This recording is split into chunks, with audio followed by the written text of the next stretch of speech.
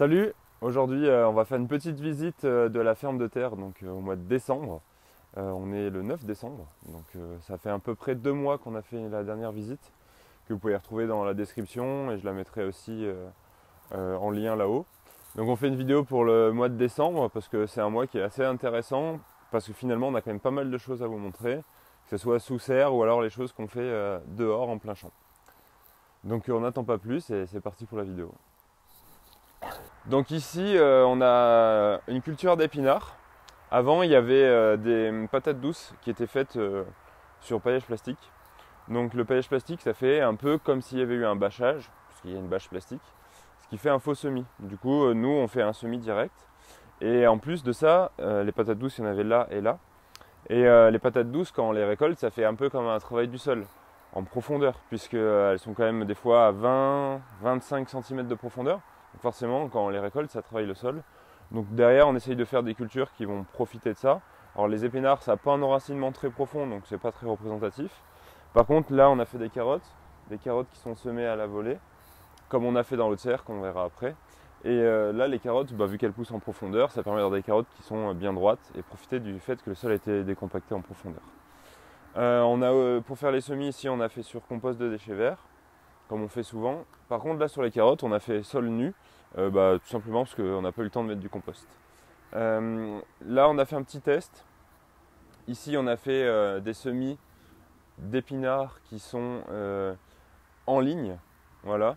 Et ici, on a semé à la volée. Donc en ligne, c'est avec un semoir, et à la volée, c'est à la main, comme ça. Et c'est intéressant parce que ça nous permet un peu de comparer. Donc comme prévu, à la récolte, c'est plus facile quand c'est en ligne parce qu'on peut ramasser au couteau, donc ça va vite. Les lignes sont droites. C'est un petit peu plus facile à désherber aussi parce que en général, l'herbe elle pousse entre les lignes. Et par contre, ici, là où c'est semé à la volée, il y a plus de plantes, donc forcément on récolte plus de légumes. C'est un petit peu plus long pour la récolte parce que quand il y a de l'herbe, etc., c'est un peu plus dur à retirer. Mais on est plutôt satisfait. Disons qu'il y a des avantages et des inconvénients pour les deux. Il n'y en a pas un qui est mieux que l'autre. Voilà, donc je pense qu'on continuera à faire les deux en fonction. Mais à la volée, ce qu'il y a de bien, c'est que ça va plus vite et qu'il n'y a pas besoin de semoir. Ici, sur la planche qui est tout à gauche, donc là, il y a un paillage plastique. Donc il y a de la roquette qu'on voit en fleurs au fond là-bas. Ici, on l'a récoltée. Et du coup, on avait également des cultures sur paillage plastique. Donc là, on a laissé le paillage plastique. Donc il y avait des courgettes. Et en fait, on les a juste retirées et on a planté de la roquette. Après, il y a du mesclun qu'on va aller voir.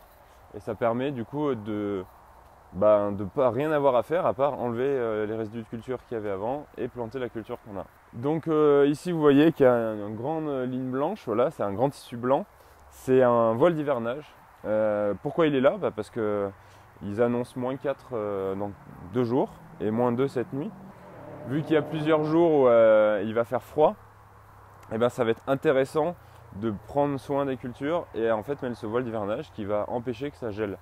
En gros, on estime que ça réchauffe à peu près de 5 degrés ce voile d'hivernage, donc c'est un tissu en fait.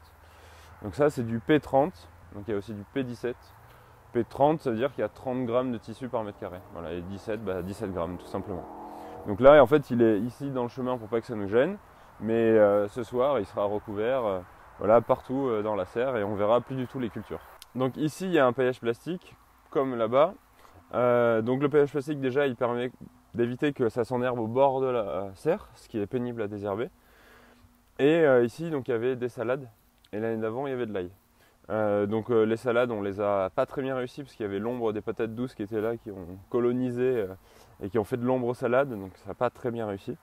Du coup on a juste enlevé les salades qui avaient monté, qu'on avait ratées, et on a mis l'oignon à la place dans les petits trous, donc pareil, voilà. Et on n'a pas eu besoin de refertiliser parce qu'il y avait déjà eu assez de fertilisation de l'apport massif de l'année dernière.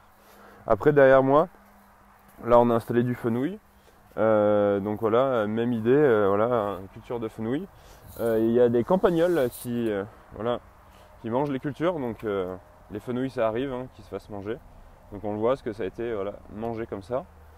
Et ici sur le paillage plastique, donc pourquoi un paillage plastique? Parce que c'est de l'ail qu'on vient juste de planter. C'est de l'aillé. Et en fait l'aillé, c'est de l'ail qui est frais, voilà, là, on vend du vert et jaune. Et en fait il va quand même rester longtemps en place. et il a besoin de chaleur pour pousser plus vite, pour en avoir en primeur. Du coup, c'est pour ça qu'on utilise un paillage. Ici, il y a des blettes, donc elles sont plantées sur paillage plastique, pareil, parce qu'en hiver, il fait quand même froid, comme je l'ai dit, même sous serre. Du coup, le paillage plastique, ça va nous permettre de réchauffer le sol, voilà. Donc, de hâter un petit peu les cultures et d'en avoir un petit peu plus tôt. Donc celles-là, on les a plantées fin octobre. Donc là, ça nous permettra d'en avoir pour le début de l'année, voilà, fin janvier, début février. Et ça nous permet du coup de faire des bottes voilà, de blettes quand il fait froid, grâce à la serre, au paillage plastique et au voile d'hivernage. Et il y a des arceaux ici. Parce que ces arceaux, en fait, ils vont nous permettre de faire reposer le voile d'hivernage dessus. Comme ça évite qu'ils écrasent, que le voile d'hivernage écrase les blettes, qui du coup pourront mieux profiter, pousser plus. Et vu qu'il y a de l'air, plus d'air emprisonné en dessous, ça permet qu'il y ait une inertie qui soit un peu plus grande et du coup ça met plus de temps à chauffer, c'est sûr. Par contre, ça reste plus chaud longtemps. Du coup, ça va permettre que les nuits elles soient un peu plus chaudes et pareil que la culture elle pousse mieux en période froide. Donc ici, on est dans la serre numéro 2. Dans la serre numéro 2, c'est là où on avait fait la vidéo de la visite où on avait montré les carottes qui avaient été semées à la volée, donc celle de octobre. Et du coup, là, on voit un peu le résultat que ça a donné. Donc les carottes, elles sont très belles, voilà, elles ont une belle couleur, c'est homogène, il y en a de partout. Et quand on regarde un petit peu à l'intérieur, on se rend compte que c'est plutôt dense, mais suffisamment espacé pour qu'il y ait des carottes. Voilà, il y a des carottes à peu près tous les 2-3 cm dans tous sens. Donc on aura des carottes qui seront très bien pour le printemps, ça sera parfait. Donc là, l'idée c'est pareil, c'est de les garder au chaud avec le voile d'hivernage pour qu'elles soient prêtes en début d'année. Ici, c'est l'endroit où on avait montré les fenouils, il en reste quelques-uns. Voilà, c'est la vidéo des fenouils où on montrait l'itinéraire technique, où on ne travaillait pas le sol. Donc voilà, je vous suggérerai la vidéo pour aller la voir. Et du coup, on a récolté les fenouils ici sur ces deux lignes ici. Et du coup, on a remplacé par des salades. Donc voilà, on a ramassé les fenouils. Avec un petit plantoir, on vient décaler la racine du fenouil qui reste, qu'on voit encore. Et après, à côté, on vient planter la petite salade. Voilà. Et du coup, ça permet d'avoir des cultures qui s'enchaînent rapidement, voilà, de gagner du temps sur la mise en place, parce qu'en fait, on n'a pas besoin d'enlever le paillage plastique. Voilà, on n'a rien besoin de faire, pas besoin de reprendre le sol, rien. Parce qu'avant de mettre le fenouil, on a fait beaucoup pour le sol, parce qu'on a eu l'engrais vert que vous avez vu qu'on a détruit, qui était spontané.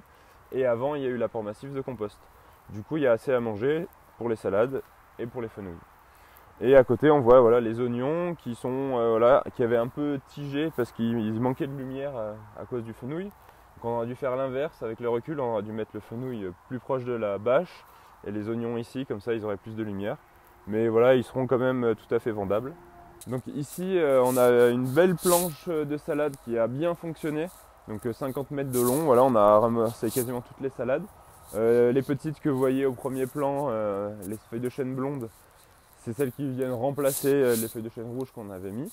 Donc pareil, comme pour le fenouil à côté, on a une culture de salade, on ramasse la salade, on pousse un petit peu la racine qui reste et on remet une nouvelle salade. Voilà. 2 salades d'affilée, c'est un truc qu'on fait souvent. Du coup, ça permet pareil de faire facilement un enchaînement de cultures sans avoir rien à faire à part planter et récolter. Ici, il y a eu des navets qui ont été semés à la volée, donc ça a très bien réussi. Voilà. Donc pareil, on n'a pas travaillé le sol, on a mis un petit peu de compost, de déchets verts, et on a semé à la volée, voilà, des navets. Et les navets, voilà, ils ont poussé, et voilà, ils sont très bien, ils sont de bonne qualité. Il y en a des gros, des petits, donc voilà, c'est bien, voilà, et pareil, ils seront prêts à vendre pour le mois de janvier, février et mars. Et à côté là, on a une planche de salade qu'on a un petit peu ratée. Donc voilà, on a ramassé 1 sur 3 à peu près, parce qu'elles ont eu du botrytis. Donc le botrytis, c'est un champignon qui en fait fait pourrir le dessous de la salade. Donc elles restent mangeables sur le dessus, mais elles sont dures à commercialiser.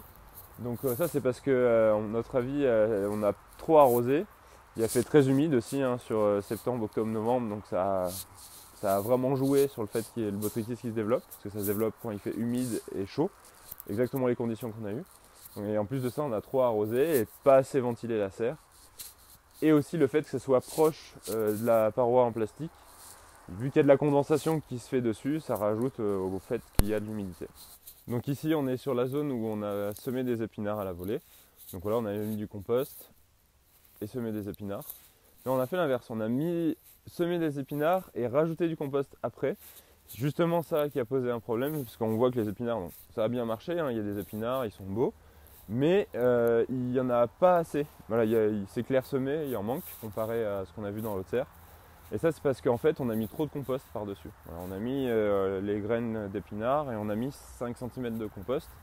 Ce qui a fait que il y avait pas assez il y avait trop d'épaisseur en fait de compost et la graine a eu du mal à passer à travers. Ce qui a fait que il y en a qui n'ont pas levé, donc il en manque.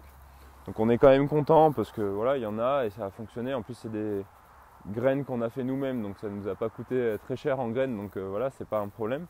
Mais voilà, maintenant on le sait, on va plutôt mettre le compost et semer après par-dessus, quitte à passer un petit coup de râteau pour enfouir les graines, plutôt que faire l'inverse. Parce que voilà, quand on met trop de compost, c'est dur des fois à jauger l'épaisseur qu'on met par-dessus, ça lève mal.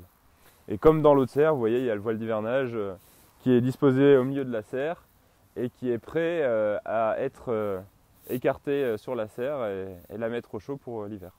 Donc voilà, petit exemple de ce à quoi ça peut ressembler quand il y a du botrytis. Donc ce sont des salades voilà, qui pourrissent sur place. Voilà, on voit les feuilles voilà, comme ça qui s'abîment. Voilà, toutes pourries. Et voilà, et en fait quand on regarde dans le cœur, c'est surtout les feuilles du bas qui sont abîmées. Donc on pourrait se dire on enlève ça et on mange la partie du haut qui est saine. Mais le problème c'est que les gens ils mangent pas que cette partie. Alors ça pourrait arriver, hein, on vendrait des cœurs de laitue, pourquoi pas. C'est peut-être quelque chose à développer. Mais du coup nous vu qu'on n'a pas cette commercialisation qui est en place, ça pour le moment c'est raté. Donc ici on est dans la serre numéro 3. Donc dans cette serre ça a beaucoup changé depuis la visite du mois d'octobre. Parce qu'ici il y avait des aubergines, ici il y avait des tomates, encore des tomates et des poivrons. Alors ici où il y avait les aubergines, on a retiré les aubergines. On a mélangé le compost avec le sol, chose qu'on n'avait pas encore fait. On avait juste mis le compost sur le sol depuis qu'on est à la ferme.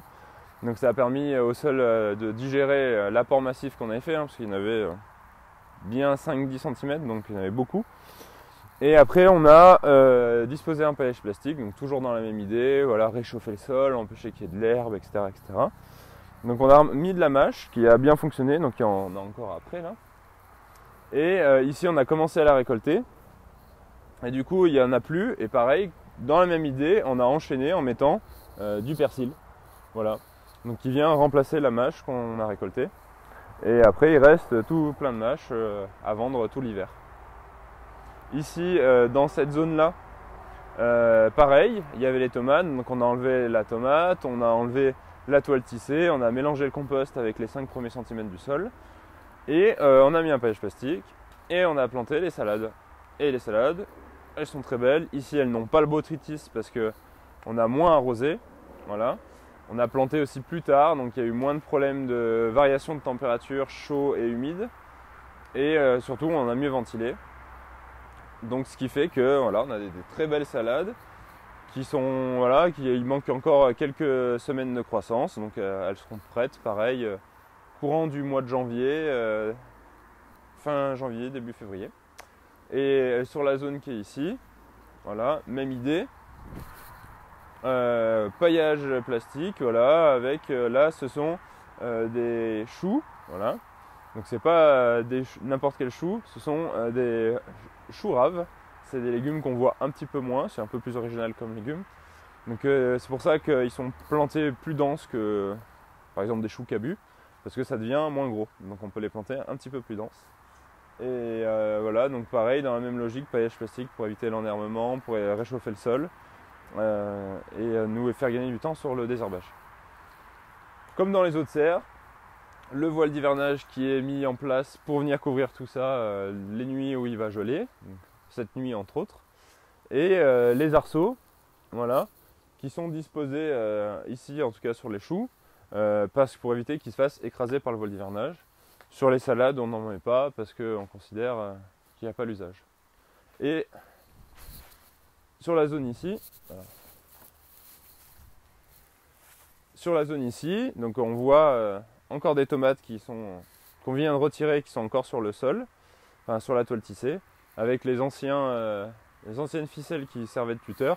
Donc voilà, on fait pendre des ficelles et on enroule les tomates autour comme ça. Pareil pour les poivrons qui sont à côté, voilà, qu'on vient de retirer. Donc là, on a eu des poivrons, des tomates et des aubergines jusqu'à tard dans l'année, parce que les aubergines, on en avait aussi dehors. Et là, on est en mois de décembre, on vient juste de retirer les tomates. Donc là, dans l'idée, pour enchaîner la culture, donc ici après, on va mettre des pommes de terre nouvelles. On va enlever la toile tissée, on va mélanger le compost sur les 5 premiers centimètres, comme je vous l'avais dit, parce que ça, on ne l'a pas encore fait. C'est important de mélanger la matière organique dans les 5 premiers centimètres au départ. Après, on met juste en surface. Et on va venir mettre des petites pommes de terre nouvelles. Voilà, et on va sûrement remettre un petit peu de compost par-dessus pour faire paillage. Donc là, c'est la suite de la planche où il y avait des choux raves. On a installé des blettes. Donc là, c'est toujours la même logique. Ce sont les mêmes blettes que dans la serre numéro 1, mais ce sont des blettes qui ont été plantées un mois après, donc elles sont plus petites. Et l'idée, en fait, c'est qu'il y ait l'abondance qui s'enchaîne. Donc en fait, on enchaîne toujours les séries comme ça pour avoir tout le temps beaucoup de blettes qui arrivent à maturité. Même si les blettes, ça repousse une fois qu'on les a ramassées, le fort de la production, c'est quand même souvent au début, sur les premières semaines. Donc c'est pour ça qu'on enchaîne et qu'on fait plusieurs séries. Donc on va faire un petit tour du plein champ rapidement, parce qu'à cette période, il y a moins de choses à voir. Donc ici, c'est la zone où on avait fait du coup sans paillage plastique, juste avec du compost de déchets verts.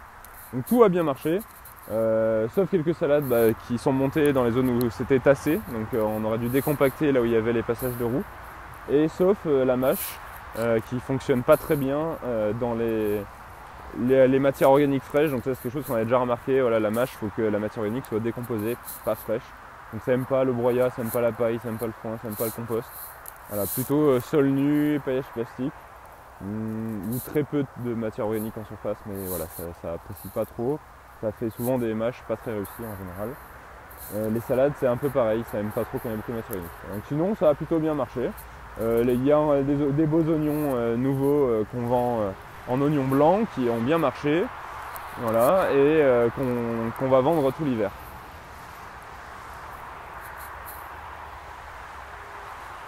Après, comme vous pouvez le voir, il y a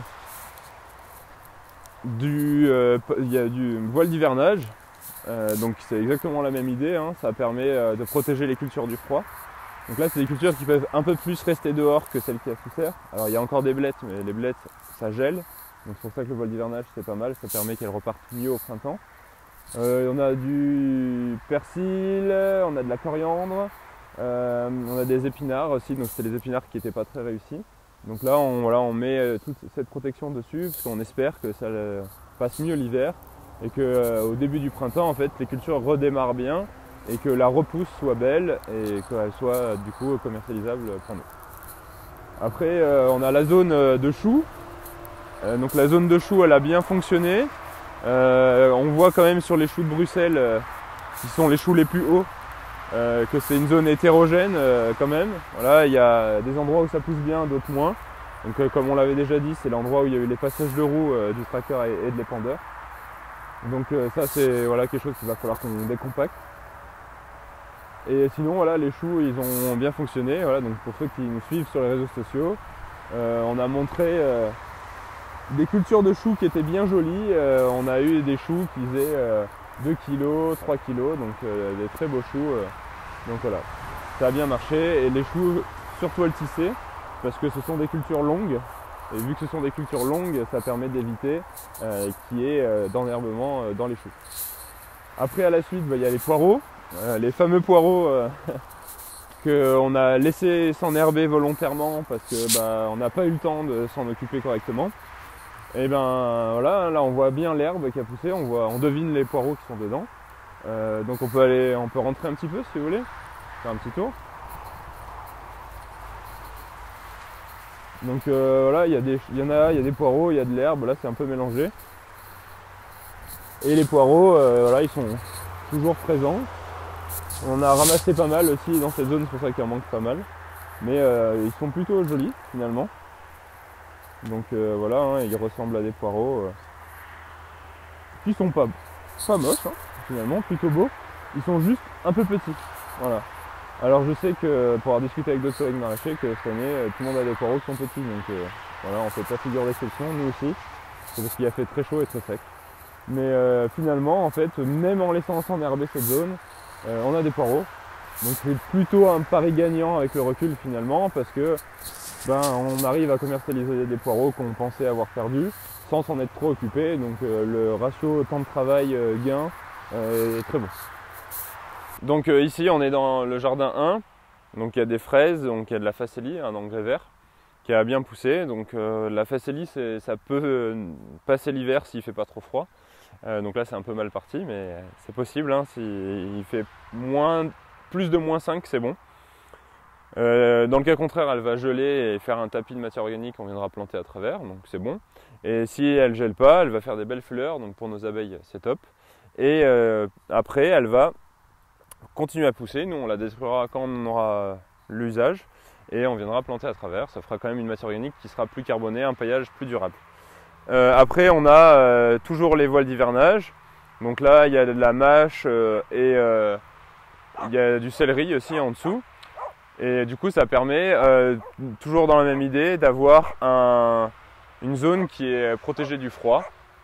Donc ça permet d'avoir des cultures qui sont plus belles au printemps et qui redémarrent mieux. Et là dans le cas de la mâche, qu'elle passe l'hiver. Et à la suite on voit qu'il reste des betteraves. Ces betteraves là, elles ont beaucoup poussé parce qu'on les a laissées pousser, donc elles sont devenues très grosses. Donc on a du mal à les commercialiser, elles font 2-3 kg pour certaines et dans l'ensemble elles font 500 grammes, 1 kg. Du coup on va s'en servir d'engrais, parce qu'en fait la vinasse de betterave dans l'agriculture biologique c'est très utilisé comme engrais et c'est un très très bon fertilisant. Donc on va vous faire une vidéo sur le sujet, on va installer ça au printemps et on va faire de la ferti-irrigation. Donc ici on est dans une zone classique du maraîchage sol vivant où on a une repousse d'herbes spontanées qui est de la févrole.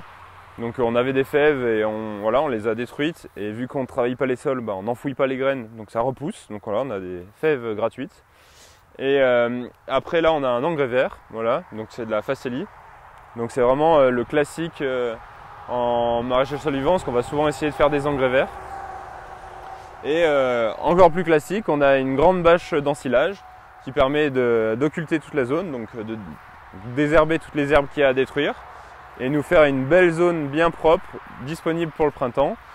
En plus le sol il sera réchauffé avec la bâche, il ne sera pas trop humide parce qu'il y aura eu la bâche.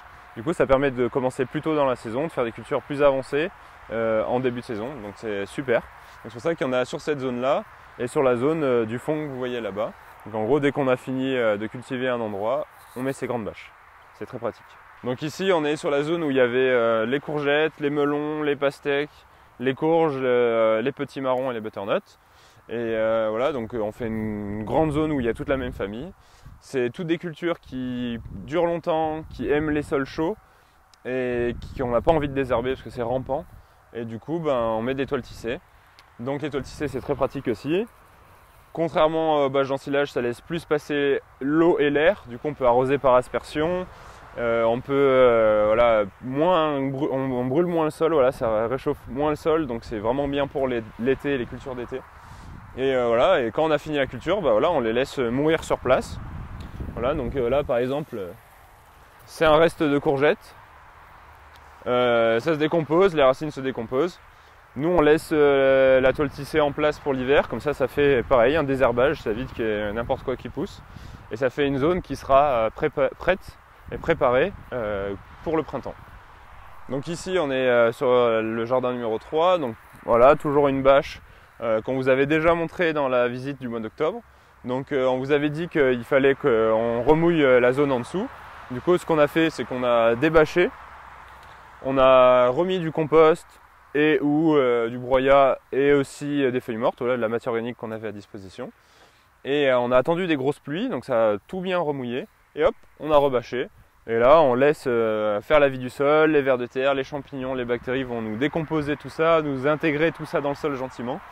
Et pareil, ça sera prêt pour le printemps. Et à côté, on a fait un petit test. Voilà, donc il y a eu une zone, on a mis du compost.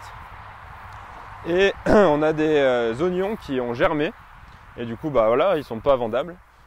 Et du coup, on a eu l'idée, voilà, je sais que ça se fait, mais normalement les personnes elles les plantent et elles leur remettent de la terre par-dessus. Voilà, nous, on a dit, on va essayer de les jeter à la volée, voilà. Et en fait, on va essayer de faire en sorte que, je pense qu'ils vont faire leurs racines et se remettre dans la terre, se redresser un petit peu comme ils peuvent. Alors peut-être pas tous, mais ceux qui y arriveront, ils nous feront des oignons verts qu'on pourra vendre en oignons nouveaux. Donc ici, on est sur la zone des carottes. Donc voilà, on a des très bons rendements de carottes, on est très content. Comme on vous l'avait dit, il y en a qui sont un peu biscornus parce que le sol était un peu dur quand même. Mais là où le sol était moins dur, on a des belles carottes, donc très satisfait. Des carottes pour tout l'hiver. À côté, on arrive à deviner les feuilles des aubergines qui sont en train de mourir. Donc c'était des aubergines greffées. On en a eu jusqu'à cette semaine. Voilà, juste avant les premiers gels, on a ramassé des aubergines en plein champ. Voilà, on n'a jamais eu des aubergines en plein champ jusqu'au mois de décembre, mais voilà, record battu cette année. Et après, voilà, il y a toute une zone qu'on avait bâchée et où il reste plus grand chose. Et en fait, ici, on va stocker du compost. Du coup, on va plus cultiver cette zone. Et ce qui est d'intéressant, c'est que cette zone, en fait, vu qu'on l'a bâchée pendant 3 semaines en été, ça a été tout désherbé. Et là, on peut observer l'enherbement qui s'opère sans qu'on ait fait quoi que ce soit. Et on voit qu'il n'y a toujours pas beaucoup d'herbe finalement. Alors qu'on a débâché il y a plusieurs mois déjà. Voilà, on a désherbé. Pardon ? On a débâché en octobre. On a débâché voilà, à peu près début octobre, donc ça fait bien 2 mois qu'on a débâché. Et ça s'est peu enherbé, donc ça montre que ça fonctionne bien. On aurait eu le temps de faire une culture si on a eu besoin de faire une culture ici. Et les ruches qui sont en train de faire leur hivernage. Bien au chaud, bien feutrées chez elles et elles attendent les chaleurs du printemps et la belle saison pour revenir. Et juste à côté, c'est l'endroit où on stocke notre fumier et notre compost. Donc on le couvre, enfin on couvre le fumier et on couvre le compost parce que c'est très important, parce que la pluie, en fait, ça peut ressuyer le fumier ou le compost. Du coup, donc là c'est de la toile tissée, donc ça laisse quand même un peu passer l'eau, donc on va quand même mettre 2 épaisseurs. Mais le fait de le protéger comme ça va permettre de garder tous les nutriments qui auraient pu partir avec la pluie. Donc ça permet de garder l'azote, ça permet de garder des minéraux, etc. Donc, non, pas des minéraux. Donc ça permet de garder l'azote, ça permet de garder des valeurs nutritives en fait qui sont contenues, qui seraient parties avec les pluies. Et du coup ça permet de garder la fertilité naturelle qui est contenue dans cette matière organique, d'en prendre soin. Donc voilà, si vous avez de la matière organique à stocker chez vous, je vous conseille de la protéger avec quelque chose, de la bâche. Si vous n'avez pas de bâche, vous pouvez utiliser de la paille, du foin, voilà, quelque chose qui va protéger tout ça de la pluie. Et voilà, maintenant c'est la fin de la vidéo. Je vous remercie d'avoir suivi cette vidéo. Si ce genre de vidéo ça vous plaît, n'hésitez pas à nous le dire en commentaire ou à mettre un petit j'aime, ça nous aide beaucoup pour le référencement. Pensez à vous abonner si ce n'est pas déjà fait. On va faire des vidéos très régulièrement en 2023, quasiment toutes les semaines, voire même peut-être toutes les semaines. Donc n'hésitez pas aussi en commentaire à nous mettre des thèmes de sujets qu'on pourrait aborder dans nos vidéos, voilà, autour du maraîchage, du potager, des légumes, etc. Donc n'hésitez pas à nous mettre tout ça et on sera très content de vous faire des vidéos à ce sujet-là. Et je vous dis à bientôt pour une prochaine vidéo. Allez, salut!